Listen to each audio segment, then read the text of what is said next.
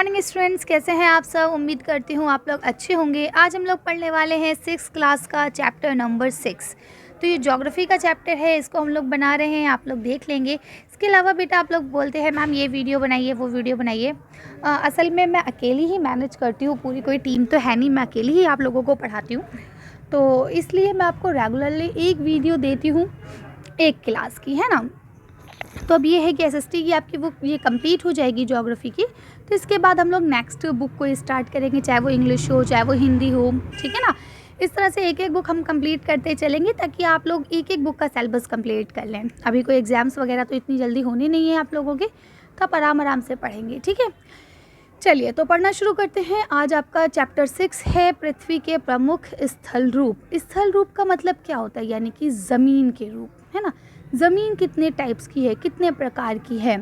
हम लोग सोचते हैं कि ज़मीन एक जैसी है, या आपने देखा होगा हमारा एक इंडिया ही ऐसा मुल्क है वाहिद जहाँ पे हर तरह की ज़मीन आपको स्थलाकृति आपको देखने को मिल जाएगी।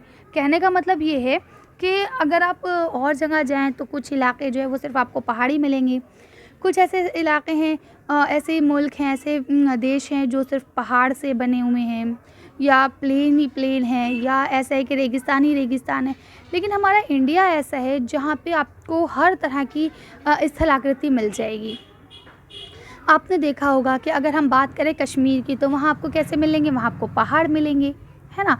अगर हम थोड़ा सा नीचे आ जाए, यूपी बिहार वाला एरिया ले लें, दिल्ली हरियाणा, तो वहाँ आपको क्या मिलेगा, वहाँ आपको प्लेन मिलेगा बिल्कुल। अगर आप राजस्थान जयपुर की तरफ चले जाएं तो वहाँ आपको रेगिस्तान मिलेंगे। और अगर वहीं आप थोड़ा सा और नीचे आ जाएं दक्षिण की तरफ तो वहाँ दक्षिण के पठार वगैरह आपको मिल जाएंगे। तो कहने का क्या मतलब है कि यहाँ पे हर तरह की स्थलाकृति मिल जाएगी आपको। अगर आप हमारे द्वीप समूह पास चले जाएं, अंडमान निकोबार या लक्षद्वीप, तो वो आपको द्वीप समूह का रूप मिल जाएगा जो 3 या 4 तरफ से पानी से घिरे हुए हैं, है ना। इसके अलावा अगर आप बात करें तो मुंबई या गोवा इस तरफ आप जाएंगे, या मद्रास कलकत्ता वगैरह, तो वहाँ आप क्या देखेंगे कि वहाँ आपको ऐसी स्थलाकृति मिलेगी जो एक तरफ से ज़मीन है और दूसरी तरफ से पानी है, यानी समुद्र का इलाका है, जिसे हम लोग तटीय मैदान कहते हैं या तटीय स्थल कहते हैं, है ना। तो कहने का मतलब ये है कि आपको हर जगह पे यहाँ पे मिल जाएंगे, अलग अलग जो रूप है वो सब आपको देखने को मिल जाएंगे। चलिए तो ये थोड़ा सा हम लोग ने एक कहते हैं ना खाका टाइप का पेश किया, एक समरी आपको बताई। अब हम लोग जब पढ़ेंगे तो आपको और अच्छे से समझ में आएगा। वीडियो का पैटर्न सेम रहेगा, पहले हम लोग इसे डिस्कस करेंगे, फिर क्वेश्चन आंसर्स मैं आपको लिख के बताऊँगी। देखिए यहाँ आपको पहले ही बता दिया गया है कि आपने बहुत सारे स्थलाकृति देखी होंगी जो कि आपको नीचे भी दिखाई गई हैं। ये जो है ये स्थलाकृति जो अलग अलग आपको मिलती हैं, ये 2 तरह के प्रक्रियाओं के कारण होती हैं। तो देखिए लिखा है ये स्थलाकृति जो है वो 2 प्रक्रियाओं के परिणाम से बनती हैं। आपको ये जानकर आश्चर्य होगा कि मैदान जिस पर आप खड़े हैं इसमें धीरे धीरे गति होती रहती है। तो ये हम लोग पहले भी पढ़ चुके हैं कि ये मैदान जो है इसमें गति होती रहती है। उसके बाद आता है पृथ्वी के अंदर लगातार गति हो रही है, यानी जो पृथ्वी हम जिस पे खड़े हैं, जो हमें बिल्कुल प्लेन दिख रही है, बहुत अच्छी दिख रही है, इसमें भी अंदर हल्का हल्का मूवमेंट है, हल्का हल्का ये चलती रहती है। या अब देखिए यहाँ पे लिखा है प्रथम, अब 2 तरह की गति, 2 तरह की प्रक्रिया आपको बताई। तो पहली जो प्रक्रिया है वो ये है कि ये आंतरिक प्रक्रिया के कारण बहुत से स्थानों पर पृथ्वी की सतह कहीं पर ऊपर उठ जाती है और कहीं पर धंस जाती है, ठीक है। आंतरिक क्रिया माने जो अंदर होनी। अब दूसरा टाइप हम लोग देखेंगे कि क्या है। अब देखिए यहाँ पे आपको कुछ स्थलाकृति दिखाई गई है, पर्वत, झील, पठार, सहायक नदियाँ, नदी, है ना। अब यहाँ ये डेल्टा, वृत्तिका और जल स्थल संधि या जल संधि या तट या मैदान या घाट या पर्वत श्रृंखला या पहाड़ी, है ना, या जल संधि। देखिए यहाँ पे ये आपकी स्थल संधि है, ये जल संधि है। तो इस तरह से सारे आपको स्थलाकृतियाँ दी गई हैं, ये आप लोग देख लेंगे। इसको डिटेल में हम लोग आगे पढ़ेंगे जब आप नेक्स्ट क्लास में जाएंगे। अभी तो सिर्फ आपको ऊपरी तौर पे पढ़ना है। छोटी छोटी डेफिनेशंस है वो मैं आप लोगों को पढ़ा रही हूँ, और आप लोग इसे अंडरलाइन करते चलेंगे अपनी बुक में, ताकि अगर एग्ज़ाम में आपको 1 आध नंबर का क्वेश्चन आता है तो आप लोग इसे कर लें। इसके अलावा अगर कोई सीटेड या यूपी टेड वाले बच्चे हैं जो इसको देख रहे हैं, तो उनके लिए ये है कि आप लोग भी इनको रखें, क्योंकि अक्सर पूछ लिया जाता है, डेफिनेशन पूरी दे दी जाती है और बताया जाता है कि ये बताइए क्या है, या पूछ लिया जाता है कि बृहद प्रक्रिया क्या है, अपरदन किसे कहा जाता है, निष्पेक्षण किसे कहा जाता है। तो ये छोटी छोटी जो आपके टॉपिक्स हैं इनको आप लोग अंडरलाइन करते चलेंगे, और अगर आप लोग नोट्स बना रहे हैं तो कॉपी पे नोट डाउन कर लेंगे। तो पहली प्रक्रिया हमने पढ़ी थी जो आंतरिक होती है, और दूसरी क्या है, ये बाहरिक प्रक्रिया होती है जिसमें लगातार जो आपकी ज़मीन है, जो स्थल है, वो टूटता है और बनता है। ठीक है, पृथ्वी की सतह से टूटकर धंस जाने को अपरदन कहते हैं, और अपरदन की प्रक्रिया के द्वारा सतह नीची हो जाती है तथा इसको ही निष्पेक्षण की प्रक्रिया कहते हैं। ठीक है, और निष्पेक्षण की प्रक्रिया के द्वारा ये दोबारा से इसका निर्माण होता है। ठीक है, तो आपको ये हम लोग पिछले उसमें पढ़ चुके हैं। अपरदन का मतलब क्या होता है कि जब पृथ्वी की जो सतह है उसका ऊपरी जो अच्छा हिस्सा है, जो हम कहते हैं उपजाऊ परत है, ऊपरी परत, वो उड़ जाए या एक जगह से दूसरी जगह चली जाए, उसको अपरदन कहते हैं, और निष्पेक्षण के द्वारा वो दोबारा से सही हो जाती है। ठीक है, इसी के अलावा यहाँ पे आपको बता दिया गया है कि हम विभिन्न स्थल रूपों की ऊंचाई और ढाल के आधार पर बांटते हैं। कुछ पर्वत, कुछ पठार, कुछ मैदान, है ना, इसमें वर्गीकृत करते हैं। अब अगर हम लोग बात करें कि पर्वत क्या है, तो देखिए सबसे पहले आता है पर्वत। तो देखिए यहाँ लिखा है पृथ्वी की सतह की प्राकृतिक ऊंचाई है ये, और पर्वत का जो शिखर है वो छोटा तथा आधार चौड़ा होता है, यानी ऊंचाई जो थोड़ी वो कम होती है और जो उसका बेस है वो थोड़ा सा चौड़ा होता है। ठीक है, देखिए यहाँ लिखा है ये आसपास के क्षेत्र से बहुत ऊंचा होता है। कुछ पहाड़ बादलों से भी ऊंचे होते हैं। जैसे जैसे आप ऊंचाई पर जाते जाएंगे जलवायु भी ठंडी होती जाती है। इसके बाद देखिए यहाँ आपको बताते हैं कि कुछ पर्वतों में ऐसी नदियाँ हैं जो हमेशा बर्फ़ से जमी रहती है, जिनको हिमानी कहा जाता है। तो ये चीज़ बिल्कुल ध्यान में रखेंगे आप कि हिमानी किसे कहा जाता है, और हो सकता है आपकी क्लास में कोई बच्चा ऐसा हो जिसका नाम हिमानी हो, है ना। तो हिमानी किसको कहा जाता है, वो नदियाँ बर्फीली जो हमेशा जमी रहती हैं वो हिमानी कहलाती हैं। ठीक है, इससे आगे क्या लिखा है देखिए। अब इसके आगे बताते हैं कि कुछ ऐसे भी पर्वत होते हैं जो समुद्र के अंदर होते हैं, भीतर होते हैं, जिन्हें आप देख नहीं सकते। ठीक है, तो इस तरह से एक बात और आपको यहाँ पे एक्सप्लेन करते हैं कि जो आपके पर्वत एरिया होता है, पर्वतीय क्षेत्र होता है, वहाँ की जलवायु बहुत कठोर होती है। कठोर का मतलब ये कि बहुत ठंडी होती है, ऊपर नीचे पहाड़ी इलाका है, अप डाउन के लिए बहुत ज़्यादा प्रॉब्लम होती है, किसी तरह के व्हीकल्स जो हैं वो आपको वहाँ नहीं मिल पाते हैं, तो इसीलिए कठोर जलवायु हम कहेंगे। तो यहाँ पे जो लोग हैं वो कम निवास करते हैं, कि यहाँ की जो जनसंख्या है वो बहुत कम होती है। ठीक है, इसके बाद आगे बताते हैं। तो देखिए पर्वत अगर एक रेखा के क्रम में होते हैं, ठीक है, तो उसे हम लोग श्रृंखला कहते हैं। जैसे आपकी हिमालय श्रृंखला है, हिमालय रेंज है पूरी, ये कश्मीर से लेके ऐसे नेपाल ये पूरा होते हुए, है ना। तो अगर पूरी एक रेंज में होते हैं तो उसे हम लोग श्रृंखला कहते हैं। अब देखिए यहाँ लिखा है कि बहुत सारे जो पर्वतीय तंत्र है वो समांतर श्रृंखलाओं में होते हैं। ठीक है, उनका सब कुछ सेम होता है। जैसे आपने यहाँ पढ़ लिया, देखिए हिमालय, है ना, आल्प्स, और उसके बाद यहाँ पे आपका लिखा है एडेंस, ये सारे जो हैं एशिया, यूरोप तथा दक्षिण अमेरिका की जो ये श्रृंखलाएँ हैं। ठीक है, इसके बाद बताते हैं जो आपके पर्वत होते हैं वो मेनली 3 प्रकार के होते हैं। ठीक है, कौन से होते हैं, वलित पर्वत होते हैं, दूसरे कौन से होते हैं आपके बृहस्पति पर्वत, और तीसरे होते हैं ज्वालामुखी पर्वत। अब पहले जो आपके लिखे वलित पर्वत वो होते हैं जो सिंपल से, जैसे हिमालय है, ये आपके वलित पर्वत होते हैं। ये सिंपल ऊपर खाबड़ होते हैं, थोड़ा जो इनका शिखर होता है, इनकी जो चोटी होती है वो आपका शिवाकार होती है, यानी कि थोड़ी नोकीली होती है। ठीक है, इसके बाद अगर हम बात करें, इसका जो सही एग्जाम्पल है वो भारत में अरावली श्रृंखला जो है वो सबसे पुरानी श्रृंखला, वलित श्रृंखला मानी जाती है। ठीक, ये आप लोग याद कर लेंगे क्योंकि अक्सर क्वेश्चन पूछ लिया जाता है ये। आगे लिखा है अपरदन की प्रक्रिया के कारण ये क्या होता है, श्रृंखला घिस गई है। ठीक है, इस तरह से आपको आगे उत्तरी अमेरिका के लिए भी बता दी गई है, जैसे कि एल्पेशियन, ठीक है, या रूस में जो है यूराल। ठीक है, ये सारे जो आपके हैं ये सब आपकी वलित पर्वत श्रृंखला की ही उदाहरण है। ठीक है, अब हम बात करते हैं दूसरे की, यानी कि बृहस्पति। तो क्या लिखा है, जब बड़ा भाग टूट जाता है तथा ऊर्ध्व रूप से विस्थापित हो जाता है, तब ये क्या कहलाता है, तब ये बृहस्पति पर्वत का निर्माण करता है, यानी कि पहाड़ टूटता है और वो दोबारा से वहीं गिर जाता है। ठीक है, तो इसके अलग अलग देखिए यहाँ पे आपको एग्जाम्पल दिए गए हैं कि कहाँ पे कौन से पहाड़ आपको मिल जाएंगे। और ज्वालामुखी पर्वत तो आप सब जानते हैं कि वो पर्वत होते हैं जिनके अंदर लावा होता है, मैग्मा होता है ना। देखिए यहाँ पे आपको दिए गए हैं बृहस्पति पर्वत के उदाहरण के, वो दोबारा वहीं टूट जाते हैं, धंस जाते हैं। ठीक है, अब देखिए यहाँ पे इसमें जो है आपका अफ्रीका का दिया गया है माउंट किलिमंजारो, ठीक है। अभी और जापान का ये लिखा है फयूजिमिया, ठीक है। ये 2 पर्वत आपके ऐसे हैं जो बहुत ज़्यादा आपके ज्वालामुखी के एग्जाम्पल हैं, ठीक है। तो आप लोग इसे पढ़ लेंगे, ये पर्वत कैसे लाभदायक हैं, ये सारी चीज़ें यहाँ आपको दी गई हैं कि इसके अंदर जो है ईंधन मिलता है अलग अलग प्रकार का हमें, है ना। तो ये सारी चीज़ें, उसके अलावा यहाँ पे आप देखिए, यहाँ पे आप सबको दिया गया एग्जाम्पल्स भी दिए गए हैं कि कौन कौन से मिलते हैं। तो ये सब आप लोग देख लेंगे, इसमें कोई बहुत ज़्यादा हैवी चीज़ नहीं है। ये आपको ज्वालामुखी पर्वत दिखा दिया गया है। अब हम बात करते हैं पठार की। तो पठार क्या होते हैं?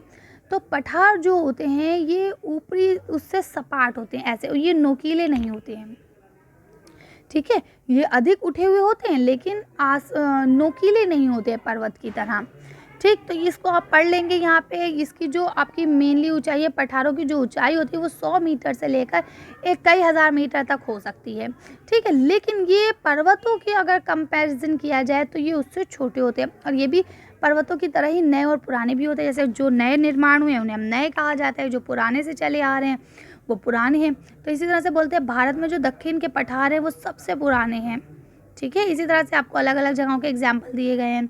फिर उसके बाद बताते हैं तिब्बत का जो पठार है विश्व का सबसे ऊंचा पठार है, जिसकी ऊंचाई मध्य समुद्र तल से अगर हम बात करें 4000 से 6000 मीटर तक ऊंची है। तो इस चीज़ को आप ख्याल रखेंगे, याद रखेंगे, ठीक है। आगे देखिए, यहाँ आपको लिखा है कि विश्व के बहुत से खनन क्षेत्र जो है वो पठारी भागों में ही स्थित है। खनन समझते हैं ना, जहाँ से आपका खुदाई करके कोयला या ये सारी चीज़ें खनिज निकाली जाती हैं, है ना, उनको खनन कहते हैं। उनको निकालने की जो प्रक्रिया होती है वो खनन प्रक्रिया कहलाती है। तो अब कहते हैं जो खननीय क्षेत्र है जहाँ पे खनन किया जा रहा है, जहाँ से ये खनिज पदार्थ निकाले जा रहे हैं, वो जनरली कौन से एरिया होते हैं? वो आपके पठारी इलाके ही होते हैं, ठीक है। अब यहाँ लिखा अफ्रीका का पठार सोना एवं हीरे के खदान से प्रसिद्ध है, यानी कि अफ्रीका के जो पठार है वहाँ सोना और हीरा ही निकलता है। जबकि अगर हम भारत की बात करें तो भारत में जो छोटा नागपुर के पठार हैं वो लोहा, कोयला तथा मैग्नीशियम के लिए बहुत ज़्यादा प्रसिद्ध है, उनका भंडार है वहाँ पे, ठीक है। क्योंकि जैसी जलवायु है उसी हिसाब से अलग अलग होते हैं। अब हम बात करते हैं मैदानी इलाके की। तो ये बिल्कुल मैदानी इलाका है, ये आप सब जानते हैं कि ये नदियों से बसाया हुआ इलाका होता है। ये लगभग समुद्र तल से 200 मीटर से अधिक ऊंचा नहीं होता है, ठीक है। मैदान होता है, बिल्कुल प्लेन होता है, और यहाँ पे अधिकांश नदियाँ आती हैं, उनकी सहायक नदियाँ भी आती हैं, है ना। जो पर्वत से नदियाँ बहती हैं वो भी नीचे की ओर ही बहती हैं, तो वो अपरदित करती हुई लाती हैं। और जो अपरदित पदार्थ होते हैं, यानी कि जो छोटे छोटे पत्थर लाती है, वो घिस घिस के इतने अच्छे हो जाते हैं, जैसे बलुआ पत्थर, पत्थर, बालू या और सारी चीज़ें ये सब ले आते हैं, जिससे उस मैदान का निर्माण होता है और वो बहुत उपजाऊ मैदान कहलाता है, ठीक है। तो ये लिखा है ना, ये देखिए ये लिखा है सामान्यतः ये बहुत अधिक उपजाऊ हो जाता है। क्यों हो जाता है? क्योंकि जो नदियाँ अपने साथ माल पानी बहा के लाती हैं ना, वो जब ऊपर से गिरती हैं तब वो लेके आती हैं, ठीक। लेकिन जैसे ही वो प्लेन में आती हैं वो सारी चीज़ें छोड़ती चलती है। तो क्या होता है, जब वो सारी चीज़ें छोड़ती चलेंगी तो क्या होगा, यहाँ पे उस चीज़ का निर्माण हो जाएगा, ठीक। सब यहीं रह जाएगा, तो ये बहुत अधिक उपजाऊ होता है, बहुत अच्छा होता है, न्यूट्रिशन से भरा हुआ होता है। तो इसलिए ये क्षेत्र जो है वो बहुत ज़्यादा उपजाऊ माना जाता है। फिर बोलते हैं यहाँ परिवहन के संसाधन जो है वो भी आसान हैं, ठीक है। इसीलिए ये मैदान विश्व के सबसे अधिक जनसंख्या वाले भाग होते हैं, यानी जो मैदानी एरिया होता है, मैदानी क्षेत्र होता है, वहाँ पे सबसे ज़्यादा जनसंख्या रहती है। क्यों? क्योंकि वहाँ पे वही बात है, देखिए एक तो जलवायु बहुत अनुकूल होती है, रहने खाने के लिए भी बहुत अच्छा सामान हो जाता है, क्योंकि भाई ज़मीन बहुत अच्छी है तो उपज भी अच्छी होगी, है ना। उपज अच्छी होगी, लोगों को खाना ढंग से मिलेगा, तो उन्हें और क्या चाहिए? पानी है, नदियाँ जितनी भी ऊपर से पहाड़ से नदियाँ बहती हुई आती हैं वो सब प्लेन एरियाज़ में आती हैं, यानी मैदानी इलाकों में आती हैं, है ना। फिर क्योंकि ये प्लेन है, कोई अप डाउन की परेशानी नहीं, तो व्हीकल्स भी, यानी परिवहन के जो साधन है वो भी आसानी से मिल जाते हैं। तो ये सारी चीज़ें हैं। तो अब यहाँ आगे बता देते हैं कि नदियों के द्वारा बनाए गए कुछ बड़े मैदान एशिया तथा उत्तरी अमेरिका में पाए जाते हैं। एशिया में स्थित भारत में गंगा एवं ब्रह्मपुत्र के जो मैदान है वो चीन में यागेस्त्र नदी के मैदान के प्रमुख उदाहरण है, यानी कि यही बता रहे हैं कि भारत में और चीन में ये सारे जो हैं ये आपके नदियों के द्वारा बनाए गए मैदानों के उदाहरण हैं। तो ये क्लियर हो गया। अब हम बात करते हैं स्थल रूप एवं लोग, कि कैसे स्थल रूप में कैसे लोग रहते हैं। तो देखिए जैसा स्थल होगा वहाँ पे वैसे ही जलवायु होगी, वैसे ही वहाँ के सारा जीवन का अनुरूप होगा, ठीक है, वैसे ही वहाँ के जीवन यापन के तरीके होंगे। पर्वतीय क्षेत्र की अगर हम बात करें तो वहाँ जीवन कठिन होता है, लेकिन पर्वतीय क्षेत्र की बनिस्बत अगर हम उसकी तुलना करें तो मैदानी क्षेत्र में और आसान होता है और सरल होता है। देखिए यहाँ लिखा है कि पर्वतीय क्षेत्र का जो जीवन है वो कठिन है, लेकिन अगर मैदानी क्षेत्र के जीवन की बात करें तो पर्वतीय क्षेत्र की तुलना में सरल है, आसान है ना। मैदानों में क्या है, फसलें भी इजीली उगाई जा सकती है, घर बनाना, सड़कें बनाना सब आसान है। लेकिन अगर हम बात करें पर्वतीय क्षेत्र में तो ऊपर से नीचे लाना ढोना कितना मुश्किल काम हो जाएगा, है ना। लेकिन क्या है, अब जो प्लेन एरिया है वहाँ पे बाढ़ वगैरह इतनी नहीं आती। अगर कोई आपका बाढ़ वाला एरिया है वहाँ ज़रूर बाढ़ आएगी, वरना इसके अलावा इतनी बाढ़ नहीं आती। लेकिन जो आपके ये वाले एरिया होते हैं पहाड़ी, उसमें देखिए भूकंप आना, ज्वालामुखी आना, तूफान आना, ये सारी चीज़ों का ख़तरा ज़्यादा बढ़ जाता है, ठीक है ना। तो इसीलिए ये सारी बातें आपको बताई गई हैं। इसके अलावा अगर हम बात करें नदियों की तो देखिए यहाँ पे नदियों में जो है क्या कर रहे हैं, कूड़ा फेंक देते हैं, भूमि को गंदा कर रहे हैं, है ना। तो ये सारे आपका यहाँ भारत स्वच्छ मिशन जो है आपका, इसको आप लोग पढ़ेंगे, क्योंकि देखिए स्वच्छता जो है ना वो बहुत ज़्यादा इम्पॉर्टेंट होती है हमारे लिए। अगर आप साफ़ सुथरे नहीं होंगे, देखिए आप एक दिन नहाइए मत, ठीक है, और अगर ऐसी ही गर्मी हो जैसी अभी चल रही है तो आपको क्या लगेगा, आपको लगेगा मैम पढ़ने का दिल नहीं कर रहा, गर्मी लग रही है, या फिर आपको ख़ारिश आएगी, है ना। तो क्या होता है कि आपका दिमाग नहीं लगेगा पढ़ने में, सुस्ती आएगी आपको। वहीं आप सुबह उठ के फटाफट नहा लें, फ्रेश हो जाएंगे बिल्कुल, है ना। इसी तरह से अगर हम हमारे आसपास गंदगी होगी, अब आपका जो स्टडी टेबल है अगर उस पर पूरे पे किताबें फैली होती हैं, आपका पढ़ने का दिल नहीं करता, आपको डर लगता है इतनी ढेर सारी किताबें, वहीं वो अच्छे से एक जगह पे किनारे रखी हुई हों या शेल्फ में रखी हुई हों, आप एक बुक निकालें, एक काम करें, उसको रख दें, तो कितना अच्छा लगता है। इसी तरह से अब जो हमारा इर्द गिर्द का वातावरण होता है ना, गंदगी हो, हर तरफ कूड़ा फैला हो, मच्छर आएंगे उससे, बदबू आएगी उससे, फिर क्या आपका पढ़ाई में या किसी भी काम में दिल लगेगा, नहीं लगेगा, है ना। वही चीज़ यहाँ पे क्या है। इसके अलावा देखिए यहाँ पे आपको कुछ अलग अलग स्थान दिए गए हैं, जैसे कि आप बता सकते हैं कि मैम ये रेगिस्तान है, आप बता सकते हैं मैम ये तटीय क्षेत्र है ना, ये थोड़ा सा जंगलों वाला इलाका हो जाएगा, ये आपका जो समंदर वगैरह है वो एरिया हो जाएगा। तो ये सब आप लोग देख लेंगे। यहाँ देखिए ये आपको पहाड़ी क्षेत्र भी दिखा दिया गया है, आसाम वगैरह का। तो ये आपको ये अलग अलग जगह के चित्र दिए गए हैं, इसको आप लोग देखेंगे और करेंगे। इसके बाद ये आपके क्वेश्चन आंसर शुरू होते हैं। यहाँ पे आपको 7 क्वेश्चन आंसर दिए गए हैं, फिर आपके टिक मार्क हैं, फिलअप्स हैं, ये सब मैं कराऊंगी। मानचित्र के जो कार्य हैं ये आप लोग बुक से देख के करेंगे। इसके अलावा क्योंकि मानचित्र हम लोग इसमें मोबाइल पे कर नहीं सकते हैं, इसकी वीडियोस अलग से मैं बनाऊंगी मानचित्र से रिलेटेड, ठीक है। फिलहाल मैं आपको क्वेश्चन नंबर 3 तक कराऊंगी आंसर। चलिए इनके आंसर देख लेते हैं जल्दी जल्दी। अब देखिए आप लोगों का यहाँ पे ये बुक के अंदर के क्वेश्चन आंसर्स हैं, ठीक है। तो इसमें देखिए यहाँ लिखा है 1 से 10 तक के ध्यान को देखिए और प्रत्येक का एक एक वाक्य लिखिए, ठीक है। तो अब आप लोग जानते हैं कि यहाँ पे देखिए नंबर 1 2 3 4 5 6 है ना, 7 8 9 10 तक आपको दिए गए। चलिए इनको देख लेते हैं हम लोग। अब देखिए यहाँ पे आपकी गिनती गलत है, इसे आप सही कर लेंगे। ये 1 2 3 4 ही है, ठीक है, 10 तक। तो देखिए चित्र नंबर 1 जो है वो किसका है, ये रेगिस्तान का है, ठीक है, रेगिस्तान का है जहाँ पे ऊँट चलता है। दूसरा जो है वो किसका है, समुद्र का है ना, यानी बीच का है। तीसरा जो है वो आपका केरल का है। इसके अलावा चौथा जो है ये आपका एक पर्यटक स्थान है, यानी कि घूमने का प्लेस है। आपका जो 5वां है ये आपका पहाड़ी क्षेत्र है ना। जो छठा है यहाँ पे औरतें चाय के बागान में पत्तियाँ तोड़ रही हैं, तो ये आप देख पा रहे होंगे सारे। इसके बाद देखिए यहाँ पे जो 7वां है इसमें भी ये लिखा है ये चाय के बागान में स्थित एक फैक्ट्री है। इसके बाद यहाँ पे लिखा है ये राफ्टर और राफ्टिंग के आनंद ले रहे हैं लोग, है ना। इसके अलावा यहाँ पे देखिए लिखा है पहाड़ी ढाल है जहाँ पे पशु चरण हो रहा है। इसके अलावा जो सबसे लास्ट का यानी 10वां जो है आपका, उसमें लिखा है बर्फी क्षेत्र है। तो क्या है आप लोग इसे कर लेंगे आसानी से। ये आपका इंटरनल बुक है, यानी कि बुक के अंदर के क्वेश्चन हैं, ठीक है। अब देखिए यहाँ आपको दूसरा क्वेश्चन भी बुक के अंदर से दिया गया है। 1 2 और 7 में देखे गए स्थल रूप के नाम बताइए। तो अब देखिए 1 2 और 7 है ना, ऊपर वाले में से ही। तो इसका दूसरा क्वेश्चन देखिए यहाँ लिखा है कि जो आपका पहला जो चित्र था वो रेगिस्तान के बालू के टिब्बे का था, दूसरा जो था वो समुद्र का किनारा था, और जो 7वां था वो आपका पहाड़ी क्षेत्र था, ठीक है। इसके बाद तीसरा क्वेश्चन अगर हम पढ़ें तो यहाँ लिखा है चित्र 9 संख्या जो है इसमें दिखाए गए स्थल का उपयोग किस कार्य के लिए होता है। ये आपको बताना है। तो देखिए यहाँ पे आपको जो दिखाया गया है ये आपका चारागाह है, तो इसलिए यहाँ पे जो पशु हैं उनको चराने के लिए होता है, वो यहाँ पे आके अपने चरते हैं।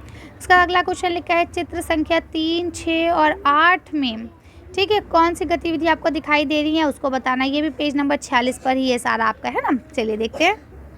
तो देखिए ये 3, 6 और 8 हो गए। तो यहाँ आप देख पा रहे होंगे कि 3 नंबर पे जो है वो आपका नौका दौड़ हो रही है, 6 नंबर पे जो है वो आपका चाय के बागान है, 8 नंबर पे राफ्टिंग हो रही है और 9 नंबर पे पशुचरण हो रहा है, ठीक है। इसके बाद लास्ट में अगर आप देखेंगे तो ये भी आपका इंटरनल क्वेश्चन है। ये 5 क्वेश्चन आपके बुक के अंदर से थे। इसमें लिखा है चौथे और पाँचवें पर किस प्रकार के घर आपको दिखाई दे रहे हैं, आपको बताना है। तो आपको पता है कि यहाँ पे ये देखिए इसमें जो है घास फूस की झोपड़ियाँ दिखाई दे रही हैं, जबकि इसमें ईंट पत्थर के घर दिखाई दे रहे हैं, ठीक है। तो आप लोग कर लेंगे। यहाँ आपका अगला क्वेश्चन छठा क्वेश्चन दिया गया है, तीसरा और 8वें में दिखाई गई जल क्रियाओं के बारे में लिखिए। तो चलिए देखते हैं क्या है। तो देखिए इसमें पहली जो क्रिया हो रही है वो नौका की हो रही है, नौका दौड़, दूसरा राफ्टिंग, ठीक है। इसके आगे पढ़ते हैं। तो यहाँ पे आपका चित्र नंबर 1 और 10 में क्या दिखाए गए हैं परिवहन, उनके बारे में बताइए। तो देखिए ये ऊँट से है और दूसरे वाले में कार से है, ठीक। इसके बाद यहाँ से अब आपके अभ्यास प्रश्न शुरू होते हैं। इसमें आपके प्रश्न उत्तर जो है इसमें आपको संक्षेप में आंसर देने। तो लिखा है प्रमुख स्थल रूप कौन से हैं। तो मेन कौन कौन से हैं, पर्वत, पठार और मैदान, है ना, मेन यही होते हैं। इसमें अगला क्वेश्चन आपको दिया गया है पर्वत तथा पठार में क्या अंतर है। तो देखिए पर्वत जो है इनका शिखर जो है वो छोटा होता है, आधार चौड़ा होता है, यानी कि ऐसे करके होते हैं, बेस चौड़ा होता है, ऊपर जाते जाते ये पतले हो जाते हैं। जबकि जो आपका पठार है उसका ऊपरी भाग जो है वो मेज़ की तरह होता है, हमने बताया ना अभी, चपटा होता है, सपाट होता है, ठीक है। आसपास क्षेत्र से अधिक उठा हुआ होता है। पहाड़ का उदाहरण जो है वो आपके हिमालय पर्वत वगैरह हो गया, और पठार के उदाहरण में आपके दक्षिण के पठार हो गए। इस तरह से आपको अगला क्वेश्चन यहाँ दिया गया है पर्वतों के विभिन्न प्रकार कौन कौन से हैं। तो 3 प्रकार के पर्वत होते हैं, अभी हमने पढ़ा था, एक वलित, दूसरा बृहस्पति और तीसरा ज्वालामुखी, ठीक है, लिख लेंगे। चलिए अगला क्वेश्चन पढ़ते हैं। अब यहाँ आपको अगला क्वेश्चन लिखा है मनुष्य के लिए पर्वत किस प्रकार उपयोगी हैं। तो अभी हम लोग सब पढ़ के आए थे कि मनुष्य के लिए अलग अलग प्रकार से पर्वत उपयोगी हैं। नंबर 1 जैसे कि जल संग्रह करते हैं, ठीक है, नदियों का स्रोत हैं, पर्वतों से जो है आपको जल के द्वारा बिजली प्राप्त की जाती है, वो आपका आपने सुना होगा कि डैम बनाए जाते हैं, है ना। पर्वतों से प्राप्त जल से सिंचाई होती है, पानी पीने योग्य भी बनाया जाता है। इसके अलावा पर्वतों से अलग अलग प्रकार के वनस्पतियाँ और जीव जंतु भी हमें मिलते हैं। इसके अलावा घूमने के क्षेत्र भी हैं, तो यहाँ पे घूमने को भी बढ़ाया जा सकता है, ठीक है। तो इस तरह से ये सारे फायदे हैं इंसानों को पर्वत से। आगे बढ़ते हैं। तो यहाँ देखिए आपको लिखा है मैदान का निर्माण किस प्रकार होता है। तो नदियों और उनकी सहायक नदियों द्वारा मैदान बनते हैं। कैसे बनते हैं, नदी जो है वो पर्वत के ढाल से नीचे की ओर बहती है और अपरदन करती हुई लाती है उनका, और ये अपरदित पदार्थ जो हैं वो अपने साथ जो मिट्टी वगैरह साथ में लाते हैं, अपरदित पदार्थ जिन्हें हम कहते हैं, वो लाके नीचे प्लेन एरिया में छोड़ देते हैं, जैसे पत्थर, बालू, है ना, सिल्ट वगैरह, ये सब छोड़ देते हैं, और इन्हीं से ही मैदान का निष्पेक्षण हो जाता है, यानी कि वो बनने लगता है। अगला क्वेश्चन यहाँ पर लिखा है नदियों के द्वारा निर्मित संघनन जनसंख्या वाले होते हैं, क्यों। तो देखिए नदियों के द्वारा जो मैदान बनते हैं वहाँ पे अधिक जनसंख्या इसलिए होती है क्योंकि वहाँ की जो जलवायु है वो हर तरह से अनुकूल होती है, वो अधिक उपजाऊ होते हैं, परिवहन के संसाधन वहाँ अच्छे होते हैं, है ना, इसीलिए सबसे ज़्यादा जनसंख्या वहाँ पे रहती है, निवास करती है। अभी आपको अगला क्वेश्चन लिखा है पर्वतों में जनसंख्या कम होती है, क्यों। यानी पर्वतों में जनसंख्या कम होती है, इसका क्या कारण है। तो आपको मालूम होना चाहिए कि वहाँ की जलवायु जो है वो बहुत ज़्यादा कठोर है ना, इसीलिए वहाँ पे लोग कम निवास करते हैं। वहाँ ना खेती बाड़ी अच्छे से हो सकती है, ना वहाँ परिवहन के साधन अच्छे हैं, ना वहाँ की जलवायु अच्छी, बहुत ज़्यादा ठंड रहती है ना, इसीलिए। और फिर उन्हें ऊपर चढ़ने उतरने के लिए ढाल से चढ़ो, ढाल को उतरो, तो बहुत ज़्यादा प्रॉब्लम होती है, इसीलिए वहाँ पे लोग कम रहते हैं। अभी आपका आता है सही गलत चुनिए। तो लिखता है पर्वत पठारों से भिन्न है। तो कैसे भिन्न है, ऊंचाई के अकॉर्डिंग, क्योंकि जो पर्वत है वो अधिक ऊंचे होते हैं, पठार थोड़े कम ऊंचे होते हैं, ठीक है। आगे बढ़ते हैं। नेक्स्ट क्वेश्चन देखेंगे, यहाँ आपको लिखा है हिमानी कहाँ पाई जाती है। तो हिमानी जो है वो पर्वतों में पाई जाती है, ऐसी नदियाँ जो हर वक्त बर्फ से जमी रहे। दक्कन के पठार कहाँ स्थित है। दक्कन के पठार भारत में स्थित हैं। उसके बाद लिखा है ये वाली जो योगस नदी है ये कहाँ बहती है। तो आपको पता है ये चीन में बहती है। यूरोप का एक महत्वपूर्ण पर्वत श्रृंखला कौन सी है। तो आपने जाना था वो एल्प्स थी, ठीक है। तो इसे आप लोग कर लेंगे आसानी से। चलिए आगे बढ़ते हैं। ये देखिए आपको सारे सही गलत के यहाँ पे आंसर दे दिए गए हैं, आप यहाँ से एक बार मैच कर लेंगे। इसके बाद ये आपकी खाली जगह है 1 2 3 4 5, और इन पाँचों के आंसर यहाँ आपको पाँचों दे दिए गए हैं। समतल भूमि वाले विस्तृत क्षेत्र को मैदान कहते हैं। ठीक है, हिमालय तथा अल्प्स युवावलित पर्वतों के उदाहरण हैं। पठार क्षेत्रों में खनिज की प्रचुरता होती है, यानी बहुत मात्रा में मिलते हैं। श्रृंखला पर्वतों का एक क्रम है। इसके बाद यहाँ लिखा है मैदानी, तो मैदानी क्षेत्र कृषि के लिए सबसे अधिक उत्पादक क्षेत्र है। ठीक है, तो आप इसे कर सकते हैं आसानी से। अब यहाँ देखिए, आपको अगला क्वेश्चन लिखा हुआ है कि ये तो आपको खुद से करना है, आपको बताया था ना आओ कुछ करके सीखे, ये आप लोग खुद से करेंगे। इसके बाद नेक्स्ट जो आपका मानचित्र का कार्य था वो मैं आपको करा देती हूँ जल्दी से। तो देखिए यहाँ लिखा है विश्व के मानचित्र पर निम्नलिखित को चिन्हित कीजिए। पर्वत श्रृंखला, हिमालय रेंज और ये सारी चीज़ें आपको बतानी थी ना, और पठार जो तिब्बत में है ये बताने थे। ठीक है, चलिए देखते हैं। तो देखिए यहाँ आप देख पा रहे होंगे रॉकेट्स ये रहा, एजेंट्स ये रहा, और हिमालय पर्वत ये रहा, तिब्बत के पठार ये रहे। ठीक है, तो ये सारे आपके हो गए, आप इसे एडिट कर लेंगे, लिख लेंगे। चलिए, तो इस वीडियो को हम यही खत्म करते हैं। आज की वीडियो में बस इतना ही। अगर आपको मेरी वीडियो पसंद आई हो तो प्लीज़ इसे लाइक और शेयर करें। अगर अभी तक आपने मेरे चैनल को सब्सक्राइब नहीं किया तो प्लीज़ मेरे चैनल को सब्सक्राइब करें। Thank you for watching.